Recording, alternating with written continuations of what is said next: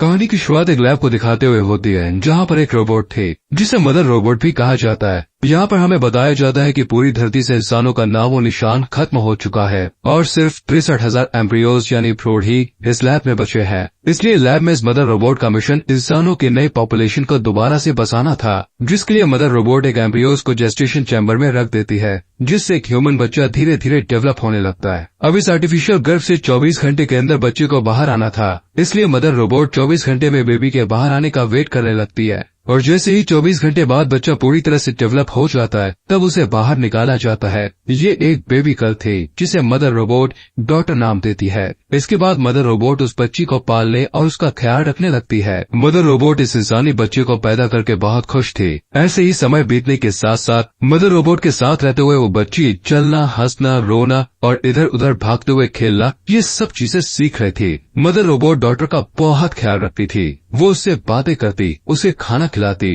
और उसे हर रोज कई बुक्स पढ़ के भी सुनाती। ऐसे ही बीतते समय के साथ साथ डॉटर अब बड़ी हो रही थी, जिससे अब मदर रोबोट डॉटर को कई विषयों की जानकारी देने लगती है, तो जैसे ब्रह्मांड क्या है, ह्यूमन हिस्ट्री, इंसान कहाँ से आए और वो कौन थे, ये सब मदर रोबोट डॉटर को बताती है। डॉटर बहुत ही ब्रिलियंट माइंड वाली थी। ये सब जानकर उसमें और ज्यादा क्यूरियोसिटी बढ़ रही थी। वो और भी ज्यादा नॉलेज इकट्ठा करनी शुरू कर देती है। ऐसे ही एक दिन डॉटर मदर रोबोट से पूछती है कि मेरे अलावा इस लैब में और कोई बच्चा क्यों नहीं है और धरती पे से सारे इंसान कहाँ गायब हो गए। जिस पर मदर रोबोट उसे बताती है कि इंसानों के बीच बहुत बड़ी जंग हुई थी और उस जंग में सभी इंसान आपस में ही लड़कर मर गए थे। इसके बाद मदर रोबोट उसे लेकर एम्ब्रियोज रूम में जाती है, जहाँ वो डॉटर को दूसरे एम्ब्रियोज दिखाती है। वो डॉटर को बताती है कि धरती पर एनवायरनमेंट पूरी तरह से खराब हो चुका है, जिसकी वजह से धरती पर इन्फेक्शन फैल रहा है और इसलिए मैं तुम्हें इस लैब से बाहर नहीं जाने दे सकती, क्योंकि इससे तुम्हारी जान भी जा सकती है। जब डॉटर थोड़ी और बड़ी हो जाती है तो मदर रोबोट उसे बताती है कि मैंने तुम्हें कैसे पैदा किया था। वो उसे उन मशीनों को भी दिखाती है जिनसे उसे पैदा किया गया था। मदर रोबोट डॉटर को कहती है कि तुम्हें इन सारी मशीनों के बारे में जानना होगा और एक अच्छी मदर बनने के लिए प्रैक्टिस करनी होगी, क्योंकि आगे चल के तुम्हें ही आने वाली नई पॉपुलेशन को संभालना है। इसी तरह इन दोनों में ऐसी बातें चलती रहती है। मदर डॉटर को कभी भी ऐसा फील नहीं होने देती कि इस लैब से बाहर भी कोई दुनिया है। ऐसे ही कई साल गुजर जाते हैं और अब डॉटर अपने टीनेज में पहुंच चुकी थी। वो 18 साल की हो चुकी थी, लेकिन अब वो इस लैब से बाहर की दुनिया देखना चाहती थी कि बाहर क्या है। डॉटर हमेशा सुबह उठकर ब्रेकफास्ट करते हुए अपने टैबलेट पर वीडियोस देखा करती थी। एक दिन मदर रोबोट के हाथ में कुछ प्रॉब्लम हो जाती है, जिसके लिए वो डॉटर के पास जाती है और डॉटर मदर रोबोट के हाथ को ठीक कर देती है। यहाँ पर मदर रोबोट देखती है कि उसने एक परफेक्ट ह्यूमन बीइंग को क्रिएट किया है। डॉटर काफी हेल्दी थी और हमेशा दूसरों की मदद करती थी। ऐसे ही समय बीतता जाता है। एक दिन डॉटर को नींद नहीं आ रही थी, इसलिए वो कुछ वीडियोस देखने लगती है। वही मदर रोबोट खुद को रिचार्ज कर रही थी कि तभी अचानक एक इंसिडेंट होता है और इलेक्ट्रिसिटी चली जाती है। डॉटर मदर रोबोट को ढूंढने जाती है और देखती है मदर रोबोट की पावर भी खत्म हो गई है। इस वजह से डॉटर इलेक्ट्रिसिटी को ठीक करने के लिए जैसे ही कंट्रोल रूम में जाती है तो वहाँ वो देखती है कि एक चूहे ने लाइट की तारों को काट दिया है, जिससे लाइट चली गई थी। चूहे को देखकर डॉटर काफी ज्यादा हैरान और खुश होती है, क्योंकि इससे पहले उसने ऐसा कुछ भी नहीं देखा था। वो उसे पकड़कर एक बोतल में बंद करके कटी हुई वायर को ठीक करती है और जब इलेक्ट्रिसिटी आती है तब डॉटर उस चूहे को देखने लग जाती है। वही मदर रोबोट पूरी तरह रिचार्ज हो जाती है। यहाँ पर डॉटर मदर रोबोट को वो चूहा दिखाती है, जिसे देखकर मदर रोबोट थोड़ा घबराई हुई कहती है कि इस चूहे के अंदर आने का मतलब है कि एयरलॉक में कुछ गड़बड़ है, जिस वजह से बाहर की प्रदूषित हवा हमारी लैब में लीक हो रही है। वो कहती है कि हो सकता है ये चूहा भी इन्फेक्टेड हो। इतना कहते हुए मदर रोबोट डॉटर के सामने ही उस चूहे को जला देती है। डॉटर को मदर रोबोट के इस बिहेवियर पर बहुत गुस्सा आता है। इसके बाद मदर रोबोट उस एयरलॉक को डिकंटामिनेट करती है और इस एरिया को क्वारंटीन कर देती है। कुछ दिन के बाद डॉटर का बर्थडे होता है और मदर रोबोट उसे गिफ्ट देती है। थोड़ी देर बाद मदर रोबोट जब खुद को रिचार्ज कर रही होती है तो डॉटर को एयरलॉक की तरफ से कुछ आवाज सुनाई देने लगती है, लेकिन जब डॉटर एयरलॉक की तरफ चेक करने जाती है तो उसे वहाँ कुछ दिखाई नहीं देता। यहाँ पर डॉटर डिसाइड करती है कि वो बाहर की दुनिया को देखने जाएगी,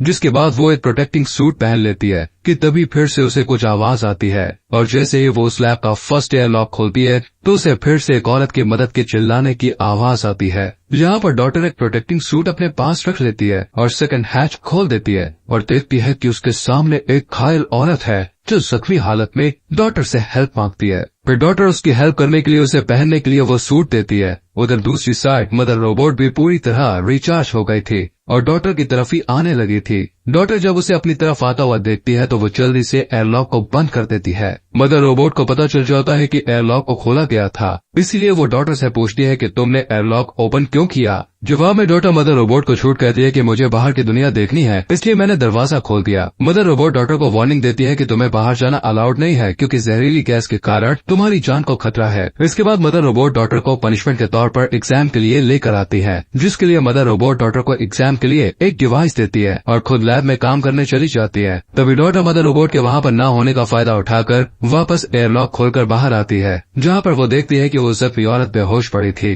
वही उस जख्मी औरत के पास एक बैग पड़ा था। जब डॉटर उसे खोलकर देखती है तो उसमें एक गन मिलती है। डॉटर उस गन को अपने पास रख लेती है और उस औरत को होश में लाने की कोशिश करती है और उस औरत को फिर होश आ जाता है। यहाँ पर डॉक्टर ये सोचने लगती है कि मदर रोबोट ने मुझे बताया था कि इन्फेक्शन की वजह से धरती पर सारे इंसान खत्म हो चुके हैं, इसलिए डॉक्टर उस औरत को देखकर बहुत ज्यादा हैरान होती है और बाएं फैलाए हुए इन्फेक्शन का कोई भी असर उस औरत पर दिखाई भी नहीं दे रहा था। डॉक्टर उस जख्मी औरत को लेकर लैब में जाती है और उसे वहाँ पे छुपा देती है और उसके लिए मेडिसिन लेने चली जाती है। मेडिसिन ढूंढते वक्त डॉक्टर को थोड़ी चोट लग गई थी, लेकिन तभी वो मदर रोबोट को उस रूम के बाहर से गुजरता हुआ देखकर छुप जाती है। वही वो औरत लैब में मदर रोबोट को देखकर घबरा जाती है। वो जल्दी से डॉटर को उसकी गन देने को कहती है और डरी हुई डॉटर उसे उसकी गन वापस दे देती है। उस औरत की हरकतें देखकर डॉटर और भी ज्यादा घबरा गई थी। वही मदर रोबोट वापस एग्जाम रूम में जाती है और डॉटर को वहाँ ना पाकर उसे ढूंढते हुए डॉटर और उस औरत को एक साथ देख लेती है। तभी मदर रोबोट को देखकर वो औरत मदर के ऊपर गोलियां चलाना शुरू कर देती है, जिनके बाद मदर रोबोट पर कोई भी असर नहीं होता। मदर रोबोट उसे पकड़कर काफी टॉर्चर करने लगती है,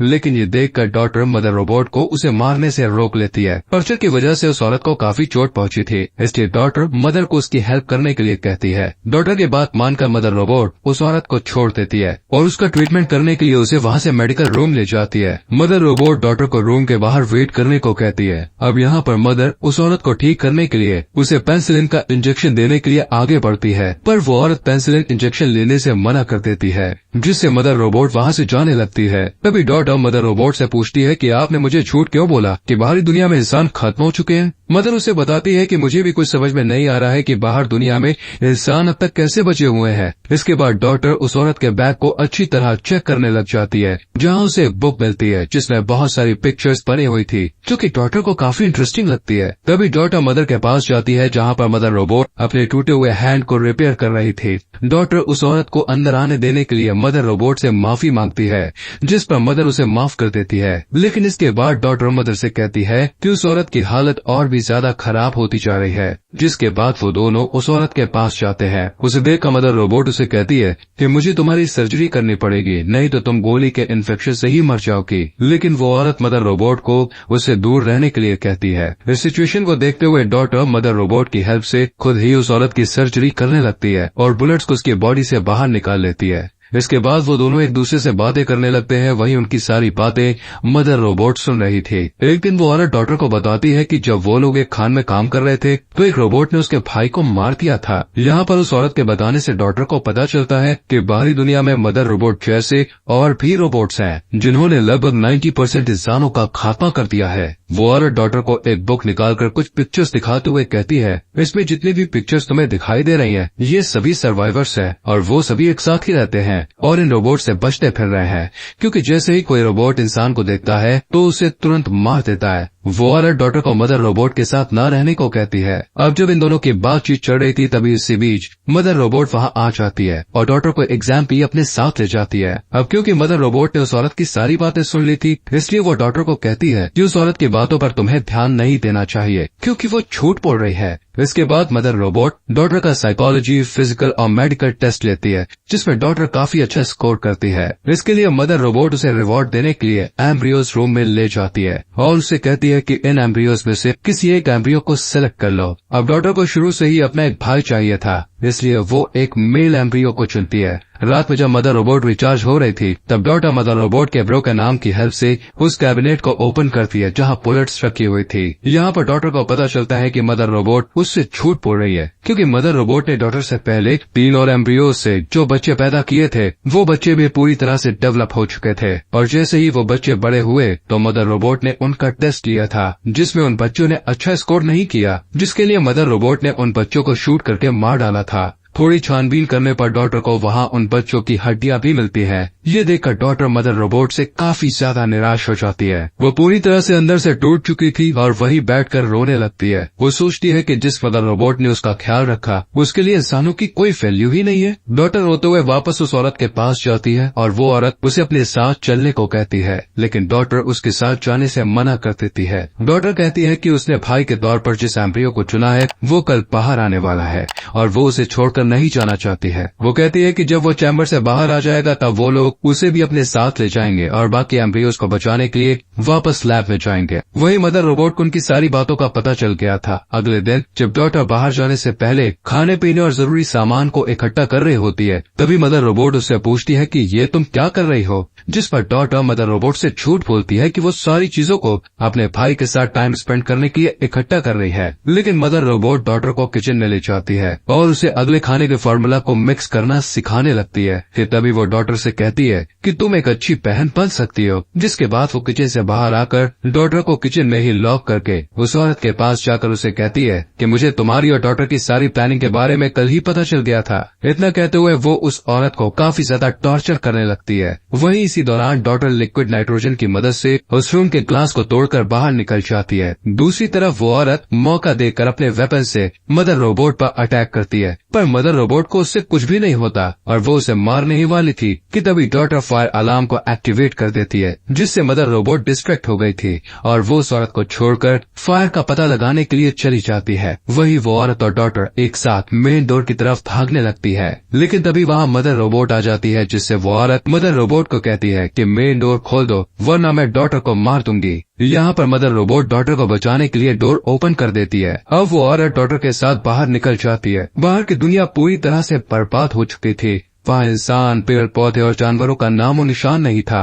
यहाँ तक कि जमीन भी पूरी तरह से बंजर हो चुकी थी। किसी तरह डॉटर और वो औरत वहाँ से भाग जाते हैं। भागते हुए डॉटर देखती है कि कुछ रोबोट्स वापस से दुनिया को बेहतर बनाने की कोशिश कर रहे हैं। कुछ टाइम बाद वो औरत डॉटर को लेकर एक कंटेनर पर पहुँचती है, जहाँ डॉटर पहली बार ओशन को देखकर बहुत खुश थी, लेकिन वो हैरान थी कि बाकी के सर्वाइवर्स कहाँ हैं। जब वो उस औरत से ये सवाल पूछती है तब वो औरत बोलती है कि वो लोग काफी साल पहले मार्स पे रहा करते थे, पर खाना न मिलने की वजह से बाकी सर्वाइवर मर गए, जिससे वो रोबोट से बचने के लिए इस कंटेनर में रहकर ही जिंदगी जीने लगी थी। वो डॉटर को बताती है कि अब पूरी दुनिया में कोई भी सर्वाइवर नहीं बचा है और वो दोनों ही आखिरी 2 इंसान है। ये बात सुनकर डॉटर काफी हैरान परेशान हो जाती है और रोने लगती है और कहती है कि तुमने मुझसे कितना बड़ा झूठ बोला। तभी वो उस औरत से कहती है कि मुझे अपने भाई को बचाना है और वो वापस लैब की तरफ जाने लगती है। जब वो लैब तक पहुंच जाती है तो वो देखती है कि लैब के आगे बहुत सारे रोबोट्स खड़े होकर लैब को सिक्योर कर रहे हैं। वो रोबोट्स डॉटर को स्कैन करके उसे लैब के अंदर जाने की इजाजत दे देते हैं। यहाँ पर डॉटर काफी ज्यादा घबराई हुई थी, इसलिए वो एक कुल्हाड़ी उठा लेती है और अंदर जाने लगती है। अंदर जाकर वो देखती है कि मदर रोबोट एक न्यूबॉर्न बेबी की देखभाल कर रही है। जब मदर रोबोट डॉटर को देखती है तब डॉटर कहती है कि उसे अपने भाई को पास से देखना है। इस पर मदर रोबोट उसे कुल्हाड़ी छोड़ने के लिए कहती है। तभी मदर रोबोट डॉटर को सारी सच्चाई बताने लगती है कि मैं एक आर्टिफिशियल इंटेलिजेंस रोबोट हूँ और मैं ही बाहर की दुनिया के सारे रोबोट्स को कंट्रोल करती हूँ और धरती के सभी इंसानों को खत्म करने का प्लान मेरा ही था।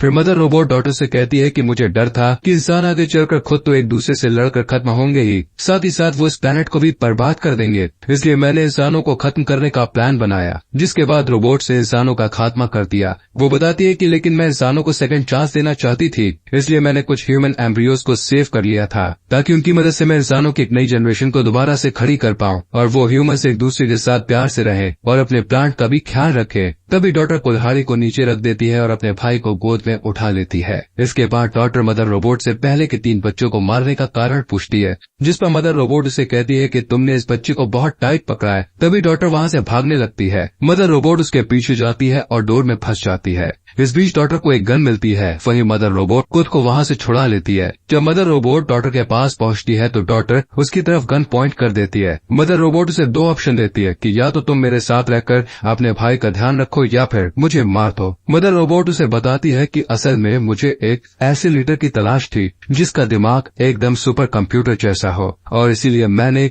तुमसे पहले जो 3 बच्चे पैदा करके बड़े किए थे उनमें तुम्हारी जैसी क्वालिटीज नहीं थी, जिस वजह से मैंने उन्हें मार डाला था।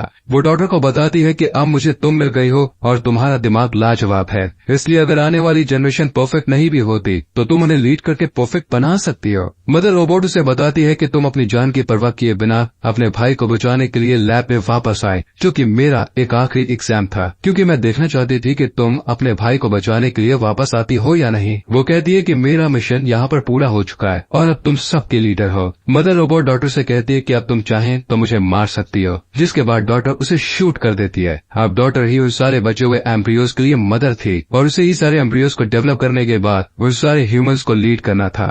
वही एक रोबोट उस औरत के पास पहुंचकर उसे कहता है कि अब उसका पर्पस पूरा हो चुका है, जिसके बाद वो उस औरत को मार देता है। इससे हमें ये पता चलता है दोस्तों कि वो औरत इसलिए जिंदा थी क्योंकि मदर रोबोट ने उसे इस टास्क के लिए चुना था।